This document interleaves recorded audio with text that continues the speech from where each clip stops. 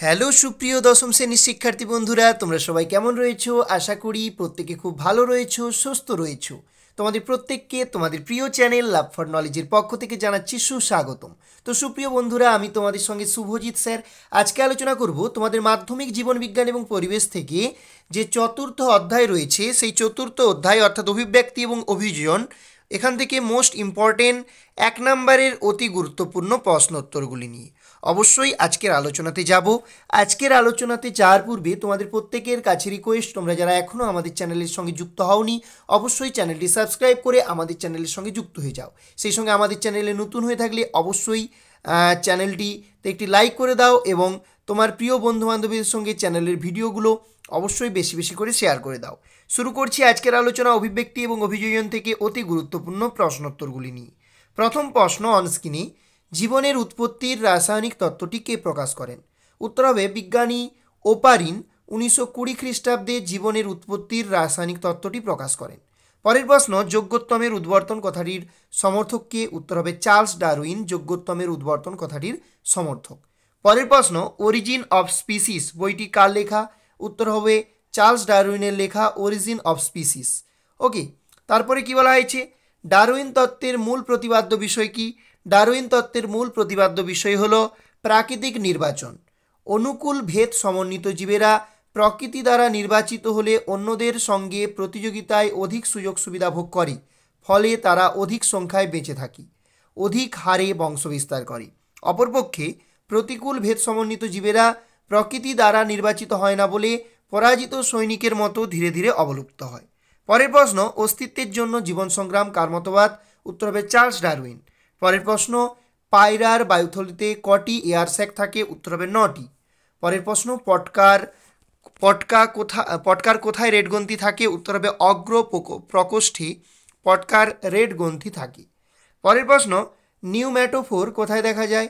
উত্তর হবে ম্যানগ্রোভ জাতীয় উদ্ভিদে নিউম্যাটোফোর দেখা যায়, যেমন সুন্দরী গাছ। মৌমাছির ওয়াকটেল নৃত্যের মহড়া দেখতে কেমন? উত্তর হবে অনেকটা ইংরেজি 8 অক্ষরের মতো মৌমাছির ওয়াকটেল নৃত্যের মহড়া দেখতে। উটের লোহিত কণিকা দেখতে কেমন? উত্তর হবে অপেক্ষাকৃত বড়, ডিম্বাকার এবং নিউক্লিয়াস যুক্ত। পরের প্রশ্ন, উটের দেহকোষে কোথা থেকে জল সরবরাহ হয়? উত্তর হবে উটের পাকস্থলিতে অবস্থিত ওয়াটার স্যাক থেকে উটের পাকস্থলিতে অবস্থিত ওয়াটার স্যাক থেকে উটের দেহকোষে জল সরবরাহ হয়। কোন গাছের শ্বাসমূল থাকে? উত্তর হবে সুন্দরী গাছের। রাসায়নিক বিবর্তনবাদ কার মতবাদ? উত্তর হবে বিজ্ঞানী ওপারিন এবং হ্যালডেনের মতবাদ। প্রথম কোথায় জীবের সৃষ্টি হয়েছিল? উত্তর হবে আনুমানিক 300 কোটি বছর আগে সমুদ্রের জলে প্রথম জীবের আবির্ভাব হয়েছিল বলে বিজ্ঞানীদের ধারণা। কুমিরের হৃৎপিণ্ডে প্রকোষ্ঠের সংখ্যা কটি? কুমির সরীসৃপ হওয়া সত্ত্বেও এদের হৃৎপিণ্ড 4 প্রকোষ্ঠযুক্ত। শর্করার রাসায়নিক উপাদানগুলি কি ছিল বা কি কি? উত্তর হবে কার্বন, হাইড্রোজেন এবং অক্সিজেন। অক্সিজেনের সংকেত O2। আচ্ছা, তারপরে কি বলেছে? গরম তরল স্যুপ কোথায় সৃষ্টি হয়েছিল? সমুদ্রের জলে। তারপর কি বলা হয়েছে? কোয়া সার্ভেট এর প্রবক্তা কি? উত্তর হবে ওপারিন কোয়া সার্ভেটের প্রবক্তা। মিলার এবং উরের পরীক্ষার প্রধান উপাদানগুলি কি ছিল? মিথেন, অ্যামোনিয়া এবং হাইড্রোজেন। এগুলো ছিল মিলার এবং উরের পরীক্ষার প্রধান উপাদান। ল্যামার্কের গ্রন্থের নাম কি? উত্তর হবে ফিলোজফি জুওলজিক। তাহলে ফিলোজফি জুওলজিক এটা হচ্ছে ল্যামার্কের গ্রন্থের নাম। ডারউইনের গ্রন্থের নাম কি? On the origin of species by means of natural selection, এটা হচ্ছে ডারউইনের গ্রন্থের নাম। অর্জিত বৈশিষ্ট্যের উত্তরাধিকার কার মতবাদ? উত্তর হবে ল্যামার্কের মতবাদ। প্রাকৃতিক নির্বাচন কার মতবাদ? উত্তর হবে চার্লস ডারউইনের। ল্যামার্কের বিপক্ষে কোন বিজ্ঞানী মত পোষণ করেন? উত্তর হবে বিজ্ঞানী ভাইসম্যান। পরের প্রশ্ন, ডারউইন যে জাহাজে করে ভ্রমণ করেছিলেন তার নাম কি? উত্তর হবে HMS বাগেল। ওকে, HMS বিগল নামক একটা জাহাজ, যাতে করে কি করেছিলেন? HMS বিগলে করে ডারউইন ভ্রমণ করেছিলেন। মিউটেশন তত্ত্বের প্রবক্তা কি? উত্তর হবে হুগো দা ভ্রিস। আধুনিক ঘোড়ার আদি পূর্বপুরুষের নাম কি ছিল? উত্তর হবে ইওহিপ্পাস। আধুনিক ঘোড়ার আদি পূর্বপুরুষের নাম কি ছিল? উত্তর হবে ইওহিপ্পাস। আধুনিক ঘোড়ার নাম কি? উত্তর হবে ইকুয়াস। একটি সমবৃত্তি অঙ্গের উদাহরণ দাও। পতঙ্গের ডানা, পাখির ডানা, এগুলো হচ্ছে সমবৃত্তি অঙ্গের উদাহরণ। সমসমস্ত এবং সমবৃত্তির কোনটি অভিসারী অভিযোজনের উদাহরণ? উত্তর হবে সমবৃত্তীয় অঙ্গ, এটা হচ্ছে অভিসারী অভিযোজনের উদাহরণ। কোন প্রাণীর হৃৎপিণ্ডকে ভেনাস হৃৎপিণ্ড বলে? মাছের হৃৎপিণ্ডকে ভেনাস হৃৎপিণ্ড বলে। কোন উদ্ভিদে পর্ণকাণ্ড দেখা যায়? ক্যাকটাস জাতীয় উদ্ভিদে পর্ণকাণ্ড দেখা যায়, যেমন ফণিমনসা। বাষ্পমোচন রোধের জন্য ক্যাকটাসের কোন অঙ্গ কাঁটায় রূপান্তরিত হয়েছে? উত্তর হবে পাতা। মাছের কোন অঙ্গ মাছকে জলে ডুবতে এবং ভাসতে সাহায্য করে? উত্তর হবে পটকা। পায়রার বায়ুথলির সংখ্যা কয়টি? উত্তর হবে 9টি। উটের লোহিত কণিকার একটি বৈশিষ্ট্য লেখো। উত্তর হবে অপেক্ষাকৃত বড়, ডিম্বাকার এবং নিউক্লিয়াসযুক্ত। এই ধরনের লোহিত রক্তকণিকা জল নিদুরণ হ্রাস করে। ওকে, ডিহাইড্রেশন বা জল নিদুরণ যেটা, সেটা হ্রাস করে। উটের জলক্ষয় রোধের উপায়গুলি উল্লেখ করো। তাহলে 1 নম্বর হচ্ছে উটের দেহত্বক থেকে বাষ্পীভবন প্রতিরোধ করার জন্য চামড়া খুব পুরু এবং রোমযুক্ত হয়। 2 নম্বর হচ্ছে নিঃশ্বাসের সঙ্গে জলীয় বাষ্প যাতে বেরিয়ে না যায় সেই কারণে উষ্ণ নিঃশ্বাসকে নাসাপথে ঠান্ডা করে ত্যাগ করে, ফলে নাসাপথে জল ঘনীভূত হয় এবং নাসাপথের কোষগুলি জল শোষণ করে নেয়। এরা মলমূত্রের সঙ্গে জল খুব কম ত্যাগ করে। এরা অর্ধকঠিন মূত্র ত্যাগ করে এবং ইউরিয়ার পরিবর্তে ইউরিক অ্যাসিড ত্যাগ করে, ফলে মূত্রে জলের অপচয় কম হয়। উট শুষ্ক বিষ্ঠা ত্যাগ করার ফলে জলের অপচয় কম হয়। এদের কুঁজে সঞ্চিত ফ্যাট বিপাক ক্রিয়ায় বিশ্লিষ্ট হয়ে জল উৎপন্ন করে সারা দেহকোষে সরবরাহ করে। এদের পাকস্থলীতে অবস্থিত ওয়াটার স্যাক থেকে জল প্রয়োজনকালে দেহে সরবরাহ হয়। হেনরির লুপ জলের পুনঃশোষণ ঘটিয়ে মূত্রকে ঘন হতে সাহায্য করে। তারপর কি বলছে? গ্লোমেরিউলাসে পরিশ্রুতকরণের হার কম হয়। ঠিক আছে, গ্লোমেরিউলাসে কি হয়? পরিশ্রুতকরণের হার কম হয়। ওকে, তারপরে কি বলা হয়েছে? বায়োজেনেটিক সূত্র এর প্রবক্তাকে? উত্তর হবে হেকেল। তারপরে কি বলা হয়েছে? জীব বিবর্তন বা জৈব অভিব্যক্তি কাকে বলে? উত্তর হবে যে মন্থর এবং গতিশীল ধারাবাহিক প্রক্রিয়ায় কোনো উদ্বংশীয় সরলতম জীব থেকে ক্রমান্বয়ে জটিল জীবের উদ্ভব হয় তাকে অভিব্যক্তি বা জৈব অভিব্যক্তি বা জীব বিবর্তন বলে। পরের প্রশ্ন, গরম তরল স্যুপ কিভাবে সৃষ্টি হয়েছিল? উত্তর হবে বিভিন্ন প্রকার জৈব যৌগ যেমন acetylene, methane, ethylene, aldehyde, ketone, acid, glucose, fructose, okay, শ্বেতসার, ফ্যাটি অ্যাসিড, তারপর হচ্ছে অ্যামাইনো অ্যাসিড সমুদ্রের জলে মিশে সৃষ্টি হয়েছিল গরম তরল স্যুপ। ওকে, তারপরে কি বলা হয়েছে? কোয়াসার্ভেট কাকে বলে? কোয়াসার্ভেট হলো লিপিড, প্রোটিন, কার্বোহাইড্রেট দ্বারা গঠিত এমন এক সত্তা যাতে কোষপর্দার মতো দ্বিস্তরী আবরণ থাকে। কোয়াসার্ভেট মতবাদের প্রবক্তা ছিলেন ওপারিন। ওকে, মাইক্রোস্ফিয়ার মডেল কাকে বলে? মাইক্রোস্ফিয়ার হলো অর্ধভেদ্য পর্দাবেষ্টিত প্রধানত প্রোটিনের একটি গঠন। কোয়াসার্ভেট বা মাইক্রোস্ফিয়ারের সঙ্গে নিউক্লিক অ্যাসিড যুক্ত হয়ে প্রথম কোষ বা প্রোটোবায়ন্ট বা প্রোটোসেল উৎপন্ন হয়েছিল। ওকে, পরের প্রশ্ন, অঙ্গের ব্যবহার এবং অপব্যবহারের সূত্রটি ব্যাখ্যা করো। তাহলে এখানে কি বলা হয়েছে দেখো, পরিবেশের সঙ্গে খাপ খাইয়ে চলার উদ্দেশ্যে জীবদেহের কোনো কোনো অঙ্গের বেশি মাত্রায় ব্যবহার ঘটে, আবার কোনো কোনো অঙ্গের ব্যবহার কমে যায়। ক্রমাগত ব্যবহারের ফলে নির্দিষ্ট অঙ্গ বা অঙ্গগুলি সবল এবং সুগঠিত হয়।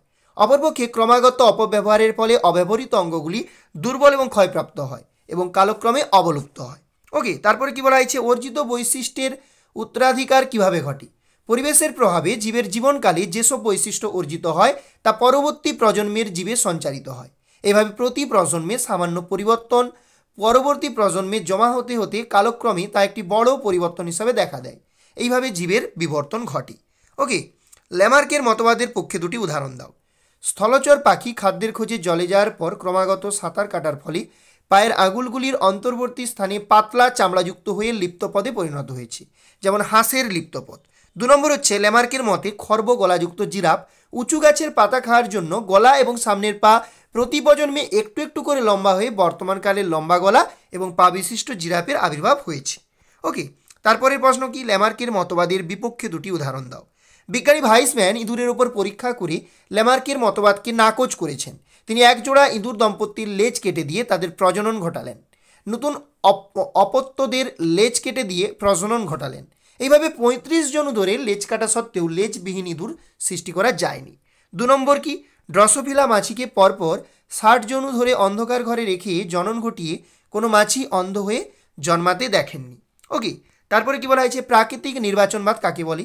যে প্রাকৃতিক প্রক্রিয়ায় অনুকূল ভেদ বা অভিযোজনমূলক ভেদ সমন্বিত জীবেরা অন্যদের সঙ্গে প্রতিযোগিতায় অধিক সুযোগ সুবিধা ভোগ করে তাকে প্রাকৃতিক নির্বাচন বলে বা প্রাকৃতিক নির্বাচনবাদ বলে। ভেদ বা প্রকরণ কাকে বলে?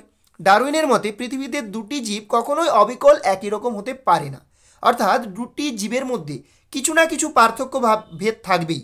এমনকি একই পিতামাতার দুটি সন্তানের মধ্যেও কিছু না কিছু পার্থক্য দেখা যায়। একেই ভেদ বা প্রকরণ বলা হয়। অস্তিত্বের জন্য জীবন সংগ্রাম কিভাবে ঘটে থাকে? অস্তিত্বের জন্য জীবন সংগ্রাম প্রধানত দুভাবে চলে, যথা অন্তঃপ্রজাতিক সংগ্রাম অর্থাৎ নিজ প্রজাতিভুক্ত জীবেদের মধ্যে সংগ্রাম, এবং 2 নম্বর হচ্ছে আন্তঃপ্রজাতিক সংগ্রাম অর্থাৎ বিভিন্ন প্রজাতিভুক্ত জীবেদের মধ্যে সংগ্রাম। নয়া ডারউইনবাদ কি? ভাইসম্যান, দা ভ্রিস মানে হুগো দা ভ্রিস, গোল্ডস্মিথ, হ্যালডেন প্রমুখ বিশিষ্ট বিজ্ঞানীগণ ডারউইনের মতবাদকে নতুনভাবে বিশ্লেষণ করে যে সিদ্ধান্তে উপনীত হয়েছিলেন তাকে নয়া ডারউইনবাদ বা আধুনিক সংশ্লেষণবাদ বলা হয়। ডারউইনবাদের দুটি ত্রুটি উল্লেখ করো। ডারউইন ছোট ছোট প্রকরণের উপর বেশি গুরুত্ব দিয়েছিলেন, কিন্তু লক্ষ্য করা গেছে ওইগুলির বংশানুসরণ না ঘটায় অভিব্যক্তিতে এদের কোনো ভূমিকা নেই। 2 নম্বর, ডারউইন কোষ এবং জনন কোষের প্রকরণগুলিকে পৃথক করতে পারেননি। ওকে, এগুলো হচ্ছে ডারউইনবাদের দুটো ত্রুটি। এরপরে কি বলছে? সমসমস্ত অঙ্গ কাকে বলে? যেসব অঙ্গের গঠন একই প্রকার কিন্তু কাজ আলাদা তাদের সমসমস্ত অঙ্গ বলে। যেসব অঙ্গের গঠন একই প্রকার কিন্তু কাজ আলাদা তাদের সমসমস্ত অঙ্গ বলে। আর সমবৃত্তি অঙ্গ কাকে বলে? যেসব অঙ্গ একই কাজ করে কিন্তু গঠন আলাদা তাদের সমবৃত্তি অঙ্গ বা সমবৃত্তি অঙ্গ বলা হয়। যেসব অঙ্গ একই কাজ করে কিন্তু গঠন আলাদা তাদের সমবৃত্তি অঙ্গ বলা হয়। নিষ্ক্রিয় অঙ্গ কাকে বলে? উদাহরণ দাও। যদি কোনো প্রাণীর একটি সক্রিয় অঙ্গের কর্মক্ষমতা লোপ পায় তবে ওই অঙ্গকে নিষ্ক্রিয় অঙ্গ বা ভেস্টিজিয়াল অঙ্গ বা ভেস্টিজিয়াল অর্গান বলা হয়। যেমন মানুষের অ্যাপেন্ডিক্স একটা হচ্ছে নিষ্ক্রিয় অঙ্গ বা ভেস্টিজিয়াল অর্গান। ওকে, উভয়চর সরীসৃপ প্রাণীদের হৃৎপিণ্ডের বৈশিষ্ট্য কী? উভয়চর প্রাণীদের হৃৎপিণ্ডে দুটি অলিন্দ এবং একটি নিলয় নিয়ে গঠিত। তাহলে উভয়চর প্রাণীদের হৃৎপিণ্ড দুটি অলিন্দ এবং একটি নিলয় নিয়ে গঠিত। এক্ষেত্রে অলিন্দ দুটি আন্তঃ অলিন্দ পর্দা দিয়ে পৃথক থাকায় অলিন্দে দূষিত এবং বিশুদ্ধ রক্ত পৃথক থাকার প্রবণতা দেখা যায়, কিন্তু নিলয়টি এক প্রকোষ্ঠ বিশিষ্ট হওয়ায় উভয় রক্ত মিশে যায়। সরীসৃপের ক্ষেত্রে নিলয়টি অর্ধবিভক্ত হয়, এখানে উভয় রক্ত আংশিকভাবে পৃথক রাখার বন্দোবস্ত লক্ষ্য করা যায়। ওকে, ভেনাস হৃৎপিণ্ড কাকে বলে? মাছেদের হৃৎপিণ্ডের মধ্য দিয়ে কম অক্সিজেনযুক্ত রক্ত চলাচল করে, এই কারণে মাছেদের হৃৎপিণ্ডকে ভেনাস হৃৎপিণ্ড বলে। ভ্রূণ অবস্থায় মেরুদণ্ডী প্রাণীদের কী কী খুঁজে পাওয়া যায়? গলবিল অঞ্চলের বহিস্থ ফুলকা খাঁচ, একসারি অন্তস্থ যুগ্ম ফুলকাথলি, তা হচ্ছে লেজ সদৃশ্য গঠনে উপস্থিত খণ্ডকের মতো সজ্জিত মায়াটম পেশি, এগুলো ভ্রূণ অবস্থায় মেরুদণ্ডী প্রাণীদের ক্ষেত্রে লক্ষ্য করা যায়।